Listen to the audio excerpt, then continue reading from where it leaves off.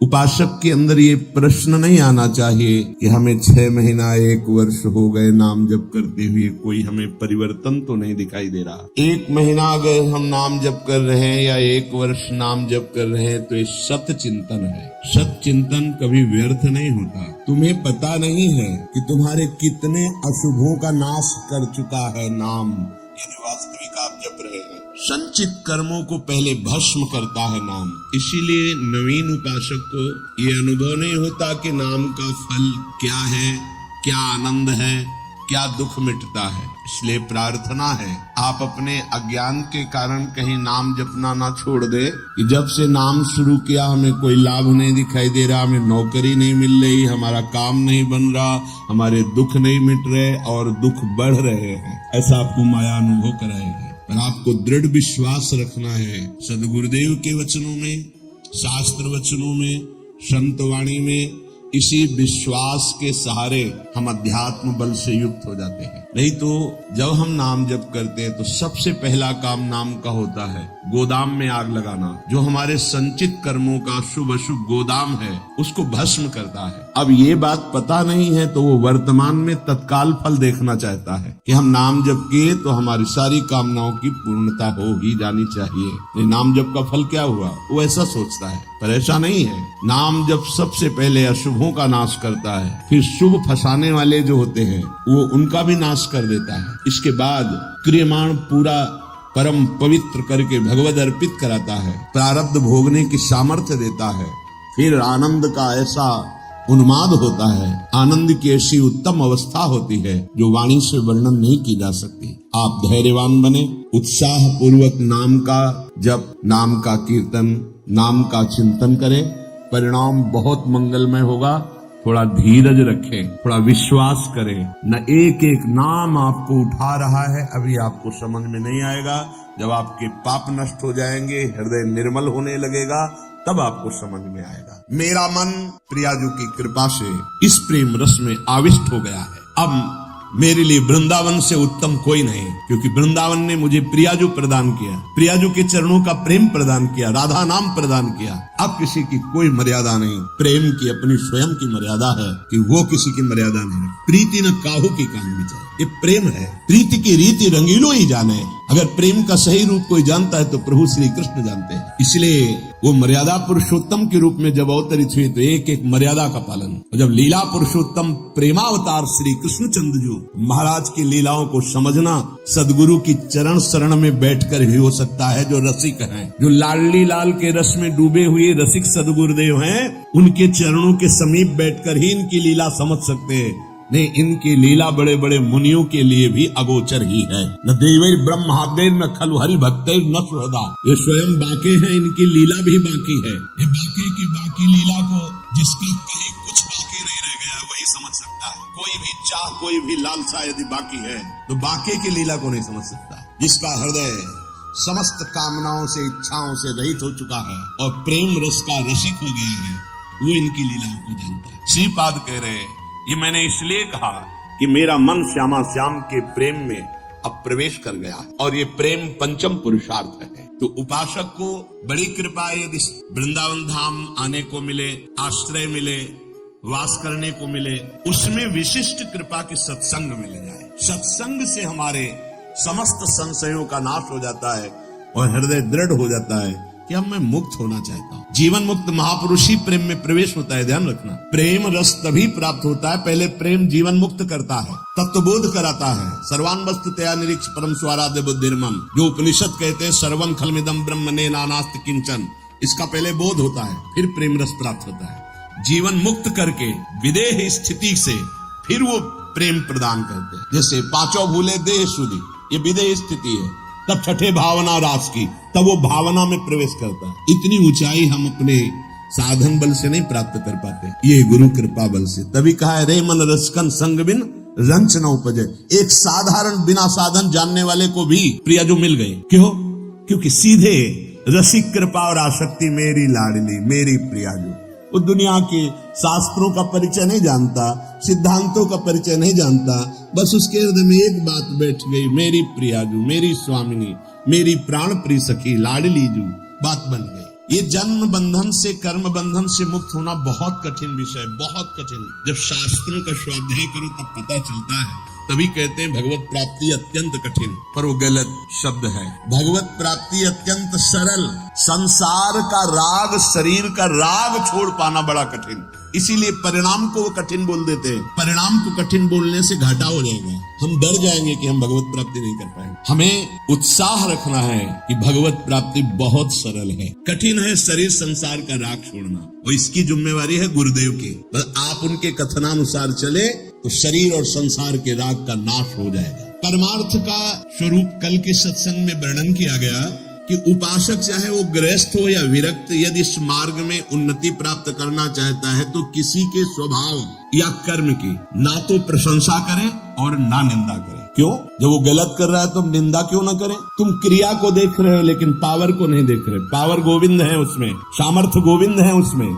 उपासक उपास्य देव को देखता है, क्रियाओं को नहीं देखता। बोले नहीं, बहुत गंदा आदमी, उसे भगवान कैसे मान सकते हैं? तो गंदा उसकी क्रिया को लेकर के है, लेकिन परम कारण तत्व जो बैठा है वो निर्विकार, चेतन, अमल, सहज सुख राशि, उसको क्यों नहीं देखा? तुम क्रिया देखने वाले संसारी नहीं हो, तुम तत्व का दर्शन करने वाले भगवत भक्त हो, उपासक हो, जिज्ञासु हो। जैसे ही हम छाया को देखकर, कल ध्यान कीजिए सत्संग का, छाया को देखकर भ्रम हो जाता है, कोई है क्या? ठूठ को देखकर भ्रम हो जाता है, भूत है क्या? रस्सी या टायर को देखकर हमें भ्रम हो जाता है, ये सर्प है क्या? पर वहां कुछ नहीं होता, वो ठूठ है, वो रस्सी है, वो आपकी छाया है। ठीक ऐसे ही पूरे संसार में आपके सिवा कुछ नहीं है। सच्ची बात है, आपको भ्रम होगा, कैसे ऐसे हो सकता है? जैसे स्वप्न में आपके मन के सिवा कुछ नहीं था, तो उसमें दुश्मन भी थे, मित्र भी थे, भोग भी था, ना जाने क्या क्या था, पर जब जगे तभी वो झूठा समझ में आया ना। स्वप्न में तो आपको सब सत्य लग रहा था, ऐसे ही अज्ञान से युक्त होने के कारण आपको ये नानात्व सत्य लग रहा है। स्त्री पुरुष, अच्छा बुरा, नीच उत्तम मध्यम, ये आपको लगा। श्री भगवान कह रहे हैं बहुत गूढ़ प्रसंग है। अगर आज का प्रसंग समझ लेंगे तो प्रिया जी के चरणों में लिपट जाएंगे कि मेरे बस की बात नहीं। ध्यान से सुनिएगा। आत्मैव तदिदं विश्वम सृज्यते सृजति प्रभु। बहुत सुंदर विषय। भगवान ने अपने आप से अपने आप का सृजन किया है, दूसरा कुछ नहीं। आत्मैव तदिदं विश्वम सृज्यते सृजति प्रभु त्रायते त्राति विश्वात्मा ह्रियते हरितीश्वरः। उसने अपने आप से अपने आप को बनाया। त्रायते त्राति विश्वात्मा ह्रियते हरितीश्वरः, और अपने आप से अपने आप की रक्षा की, पालन किया। और फिर ह्रियते हरितीश्वरः, फिर अपने आप से अपना संहार किया। ये है सत्य विषय। उद्धव तस्मान् हात्मनोऽन्यस्मा दन्यो भावो निरूपितः निरूपितेयं त्रिविधा निर्मूला भातिरात्मनि इदं गुणमयं विद्धि त्रिविधम मायया कृतम। इसलिए उद्धव तुम सच्ची बातें समझो। मैं अपने आप से अपने आप को रचा, अपने आप से अपने आप का पालन किया, और अपने आप से अपने आप का संहार कर लूंगा। किसको दोष दर्शन दें, किसकी निंदा करें, किसकी प्रशंसा करें? कोई दूसरा हो तब ना। अब कह रहे हाँ, जिनको ज्ञान दृष्टि नहीं प्राप्त हुई है, व्यवहार दृष्टि प्राप्त हुई है, वो ये बात न समझकर भिन्न देखते हैं। ये अच्छा, ये बुरा, ये स्त्री, ये पुरुष, ये जड़, ये चैतन्य, आदि आदि। उद्धव ज्ञान दृष्टि के अतिरिक्त मेरे इस रहस्य को किसी और दृष्टि से नहीं जाना जा सकता। जो कुछ भी तुम्हें दिखाई दे रहा है, प्रतीत हो रहा है, तुम्हारे चिंतन में आ रहा है, ये केवल मैं ही मैं हूँ। देखो, पीछे मन को लगाने की दो युक्तियां बताई गई थी। आपका मन जहां जहां जा रहा है वहां भगवान देखने की चेष्टा करे। वो वस्तु, वो व्यक्ति, वो पदार्थ, वो श्री भगवान ही है। क्योंकि जब पहले सृष्टि नहीं थी तो श्री भगवान थे। भगवान ने अपने आप में सृष्टि रची तो सब कुछ भगवान है, और जब समेट लेंगे तो केवल भगवान बचेंगे। तो जहां जहां मन जाए, जिस वस्तु व्यक्ति स्थान में, उसी श्री भगवान को देखिए कि ये वस्तु, ये व्यक्ति, ये स्थान मेरे आराध्य देव बने हुए। दूसरी बात कही गई थी, जहां जहां मन जाए वहां से हटा के अपने लक्ष्य में लगाइए। बार बार मन को ऐसा करने से वो मन लक्ष्य में लग जाएगा, स्थिर हो जाएगा। अनिर्वचनीय मैं ही सब रूपों में स्वयं विराजमान हूँ। इसलिए मेरी सृजन लीला देखकर, मेरी पालन स्थिति लीला देखकर और मेरी संहार लीला देखकर मेरा भक्त विचलित नहीं होता, क्योंकि मैं स्वयं का सृजन, पालन और संहार कर रहा हूं। ये जो तीन प्रतीतियां हो रही, सृजन, पालन, संहार, अध्यात्म, अधिदैव, अधिभूत, ये बिल्कुल निर्मूल है। जैसे माया, जैसे स्वप्न में कुछ नहीं था, वैसे ही माया के द्वारा कुछ नहीं है। न सृजन है, न पालन है, न संहार है। मान सकते हो? मलिन अंतःकरण अज्ञान की स्थिति में कैसे मान पाओगे? ना होने पर ये प्रतीत हो रहा है। कैसे? ये तीन गुणों के प्रकाश से, सतोगुण, रजोगुण, तमोगुण के प्रभाव से दृष्टा, दर्शन, दृश्य, ये त्रिविधता पैदा हो गई।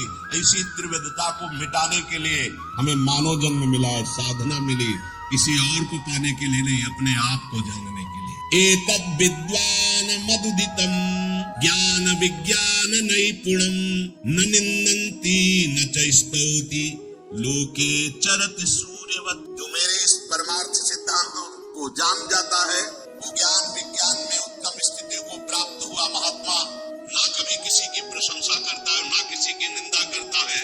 वो सूर्य के समान पूरे त्रिभुवन में समभाव से विचरता है। प्रत्यक्षेणानुमानेन निगमेन आत्म संविदा आद्यंतवद सच ज्ञात्वा निसंगो विचरेदिह। इसलिए मेरा भक्त प्रत्यक्ष से, अनुमान से, शास्त्र से, आत्मानुभूति से, महापुरुषों से वो ये जान चुका है ये माया का त्रिविध खेल चल रहा है, सतोगुणी, रजोगुणी, तमोगुणी, पालन, सृजन, संहार। इसलिए वो सबसे असंग हो जाता है। ये स्थूल सूक्ष्म कारण तीनों लोग असंग होकर के वो अपने आप में तृप्त रहता है। धन्य है ऐसा महापुरुष जो अपने आप में तृप्त रहता है, वो असंग भाव से विचरता है। उद्धव जी को एक प्रश्न यहाँ परेशान करने लगा मन में कि आत्मा अविनाशी, चैतन्य घन, शरीर जड़, नाशवान, फिर ये जन्म किसका होता है, फिर मरण किसका होता है? प्रश्न कर बैठे। बहुत सुंदर प्रश्न है और बहुत सुंदर उत्तर है। यदि आप समझ पाए तो आप प्रियाजू के चरणों में भाग पड़ेंगे, क्योंकि आपकी समझ के परे की बात है। लाडली जो मेरी तो कुछ समझ में नहीं आया, बस मैं तो यही कह रहा हूँ, हमारी महारानी श्री राधा रानी। इसलिए सुन, थोड़ा धूप का ताप लगे ना तो वृक्ष की छाया अच्छी लगती है। देखो, संसार से मुक्त होने के लिए ये बहुत जोर का प्रश्न है। उद्धव जी ने कहा,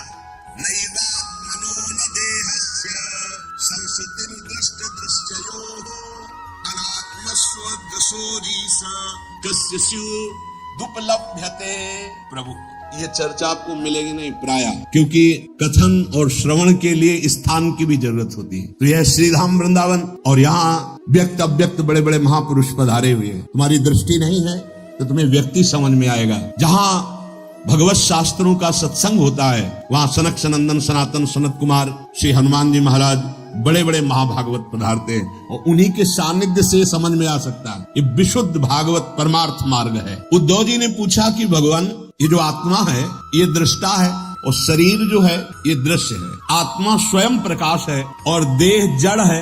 ऐसी स्थिति में ये जन्म मरण किसका होता है? आत्मा का जन्म मरण हो नहीं सकता, क्योंकि ये स्वयं प्रकाश है, और जड़ शरीर का हो नहीं सकता, क्योंकि नाशवान विकारी है, ये तो यही नष्ट हो जाता है। महाराज, ये मरता कौन है और जन्मता कौन है? ना आत्मा और न शरीर। अगर ये शरीर जन्मता मरता है तो शरीर को नष्ट करने के बाद फिर अब जन्म मरण खत्म हो जाना चाहिए, पर फिर शरीर मिलता है। आत्मा को हो नहीं सकता, क्योंकि स्वयं प्रकाश, निर्विकार, चैतन्य घन। तो ये होता किसको है जन्म मरण? इसका होना उपलब्ध है कि होता है जन्म मरण, तभी होता किससे है भगवान? हे जगत गुरु, आप हमारे संशय की निवृत्ति करें। आत्मा व्ययो गुणः शुद्धा स्वयं ज्योतिरनावृतः अग्निवद्दारो वच्चिद्देहा कस्येह संसृतिः।